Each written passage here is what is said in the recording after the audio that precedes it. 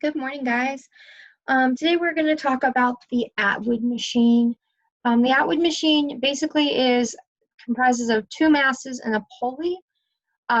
So that's the picture you see there. Basically, the Atwood machine is a super useful tool for us to be able to use Newton's laws really to apply it to some real life situations. It's actually really cool with the Atwood machine because we have a student at North whose grandpa or great grandpa, I don't know which one, actually invented the Atwood machine. So kind of cool connection to that. So we're going to first talk about the normal Atwood machine, then we're going to talk about a modified Atwood machine. So like any other problem, we're going to start at the same process. So we've got a mass, block A is 1.8, and mass block B is 1.3 kilograms. We want to basically calculate the acceleration of the system when the blocks are released. So you can imagine there's like a hand right here holding it, and when the blocks are released, it's as if the hand disappears. First step I want to do is I want to draw a force diagram for each of my objects. So for block A, I've got a force tension up, force gravity down. And block B, we've got the same thing, force tension up and force gravity down. Now, if you remember Newton's third law, equal and opposite, we have, it's the force that allows these two objects to interact with each other. And I'm going to tell you it's the force tension. Now, the tricky thing about this is they look like they're pointing in the same direction. However, if we define our direction here, and I need to have this whole thing working in the same direction, so I'm going to say this is my positive y direction, which is a little tricky because that makes this force tension technically pointing down, which is how we have that equal and opposite force. If this one's technically pointing down, then this one's pointing up. So the first thing I want to do, oh, and also kind of just a quick discussion, when I release the blocks, my blocks are going to accelerate this way because A is heavier. So since A is heavier, acceleration is going to go down for that one, it's going to be going up for this one, which is a little point that we need to make sure we understand. So I want to start by writing out my system of equations for each one. So I'm going to start with block A. Sum of forces for block A equals mass of A times acceleration, which equals, and in this case, since acceleration is pointing down and my y direction is actually pointing down here, Fg is going to be positive, which gives me a positive Fg minus Ft. If I rearrange this, I get Ft equals, I'm going to change this to mg minus ma. So that's my equation for the A block. And we want to solve for force tension because these two forces are equal to each other, so then I can set them equal to each other. So let's solve for block B. Sum of forces for B equals mass of B times acceleration, which equals, for this one, it would be force tension, because that's pointing upward, minus force gravity. I'm just going to write mbg right away. I'm going to solve for this force tension, which gives me force tension equals mba plus mbg. Since these two forces are equal to each other, I can set these two equations equal to each other to solve for my acceleration. So that gives me mag minus maa equals mba plus mbg. Now we're just going to plug in the numbers we know. Ma is 1.8, 1.8 times 9.8. I'm not putting units in, I'm being bad. Minus 1.8 times A equals 1.3 times A plus 1.3 times 9.8. All right, let's get some numbers in here. 17.64 minus 1.8, A equals 1.3, A plus, and then we're going to do 12.74. I'm going to subtract that 12.64 to the other side. So I'm going to subtract that over here, but at the same time, I'm going to add that 1.8 to the other side. So I'm just going to get all my like terms on the same side. Next to me, 4.9 equals 3.1a, which gives me an acceleration of 1.58 meters per second squared. This is the acceleration for my block. Now, technically, if we're thinking about this, it's downward for this one, but our y direction is also downward. So it works itself out. We've got this going in the positive direction, this going in the positive direction.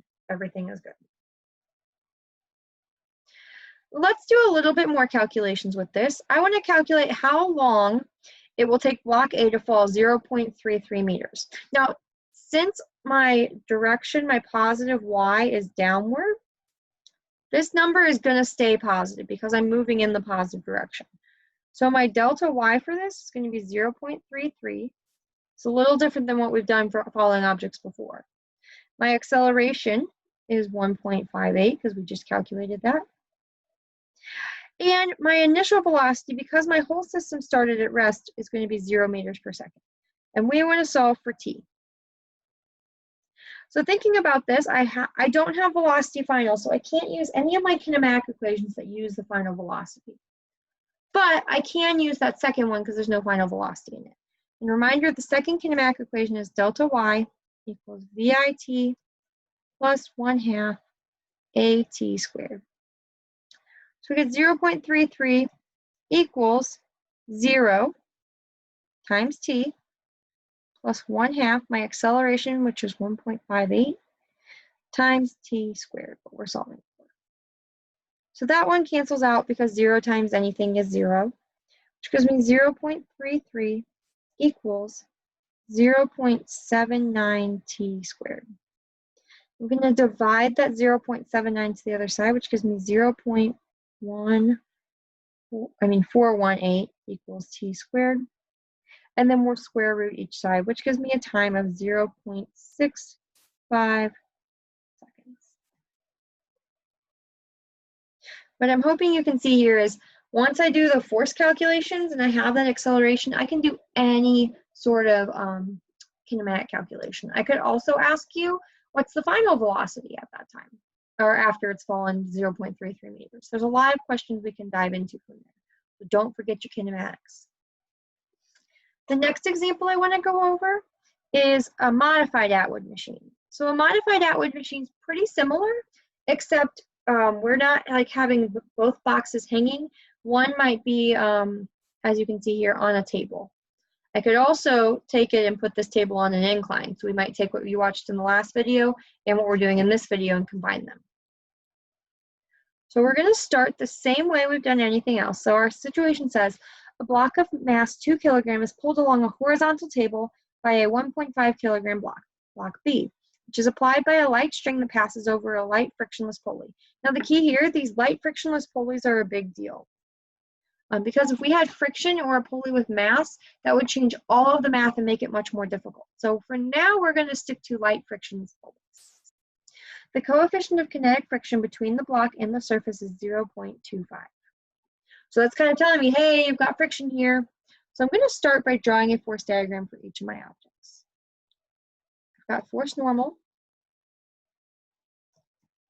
force gravity, force tension, and force friction. So that's block A. Block B, we just have force tension and force gravity. Just like last time, we've got a third law pair. We've got these two paired because it's the object, that's the force that's allowing for them to be connected. However, you're probably thinking, Ms. Schulte, again, you said opposite directions. These are not opposite directions. I'm going to make this the positive direction, which when it goes over the pulley makes this the positive direction. So if you think of which direction the positive direction is, this force is pointing in the positive direction, and this force is pointing in the negative direction. So we're okay. The next thing I want to do is I want to write out my system of equations for each one. So I'm going to start with Newton. I'm going to start with block B here and write out Newton's second law.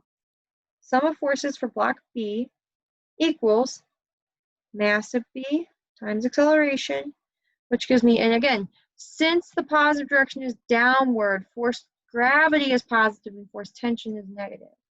So we're going to have force gravity, mb times g, minus my force tension.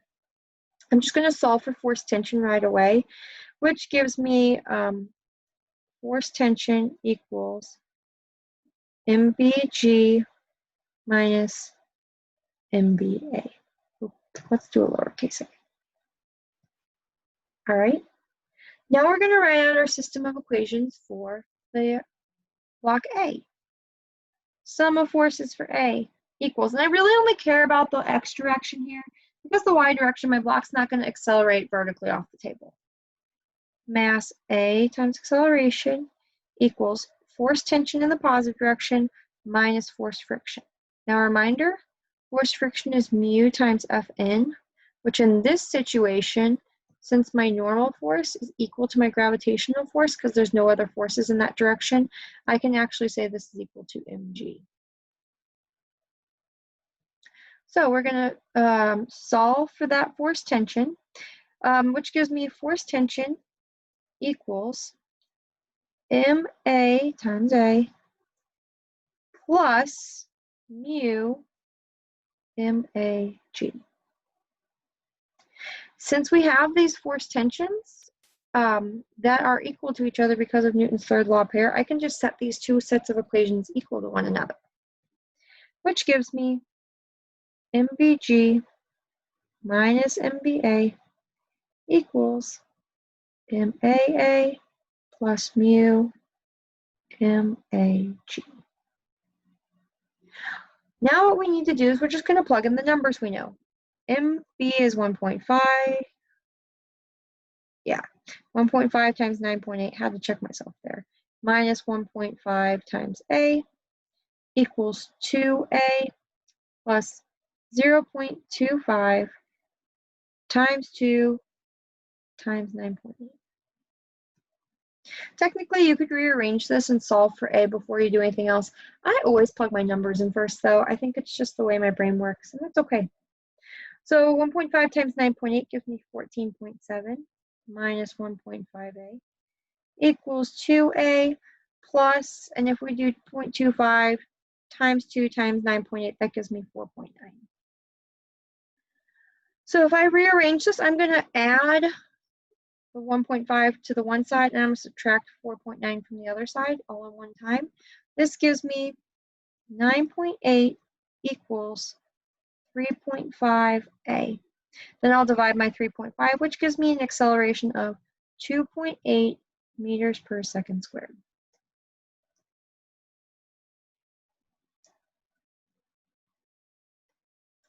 The next part of our question asks us to calculate the tension in the string connecting the two blocks. So we want to solve for that force tension. Now, when I'm looking at this, I've got two equations that tell me what force tension is.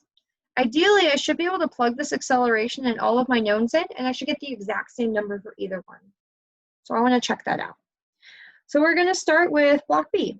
So force tension equals mbg minus mba. Our mass was 1.5 times 9.8 minus 1.5 times 2.8.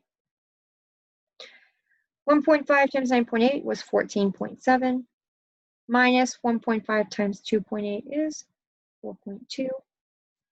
That gives me a force tension of 10.5 newtons. All right, so ideally, if our first part was correct, I should be able now to set it equal to the other one. Or we can do Ft equals MAA plus mu MAG. Let's plug in what we know. 2 times 2.8 plus 0.25 times 2 times 9.8. This gives me 5.6 plus 4.9, and my force tension again is 10.5 newtons. So we did our first part right. I like that you can find a way to go back and check yourself with these. And then our last part, it asks us to calculate the distance that the 1.5 kilogram block descended in 0.4 seconds. So again, we're going to go back to that kinematics to make sure we remember those. So we've got 0.4 seconds. Our acceleration was 2.8 meters per second squared. VI, since it was at rest before this all happened, was 0. And we want to solve for delta, technically delta Y. So just like the last problem we saw, we don't have velocity final, so I can't really solve for what my, I can't use the first or third kinematic equation, I have to use the second one. So we get delta Y equals VIT plus 1/2 AT squared, which gives me 0 times T plus 1/2 times 2.8 times 0.4 squared. When I plug that all into my calculator, I get a distance of 0.22 meters.